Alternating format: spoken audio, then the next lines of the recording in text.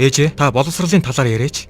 Бид түүхэндээ боловсролын маш олон шинжилэлт асар их хэмжээний хөрөнгө оруулалт хийсэн ард түмэн. Анх 1921 оноос өмнө язгууртнууд л хэд хэдэн хилтэй өндөр боловсралтай байсан болохоос биш тухайн үеийн хүн амын 1% нь л бичиг үсэг тайлагдсан гэхээр хүн ам нийтээрээ боловсралгүй байсан байгаа биз дээ. Харин хувьсгалын дараа 1957 он гэхэд 13-аас 45 насны хүн амын 93.4% нь бичиг үсэгтэн болчихсон байсан гэд чи боддоо.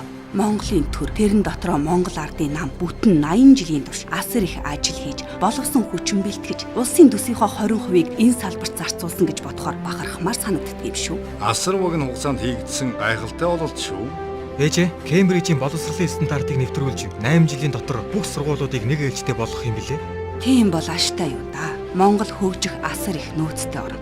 20-30 жилийн дараа манай номин шиг хүүхдүүд энэ орныг авч явна. Тэр үед залуучууд эрүүл, өндөр боловсралтай, олон улсын зах зээл дээр өрсөлдөх чадвартай, өргөн цар хүрээний мэдлэгтэй байх ёстой.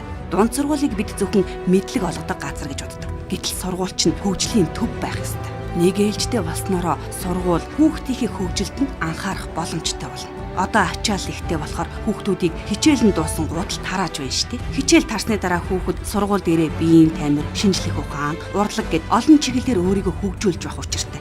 Энэ боломжийг бүрдүүлэхийн тулд сургууль боловсон хүчний байр саваар хангаж байх ёстой юм шүү дээ. Миний дүү тэгвэл их азтай юм аа.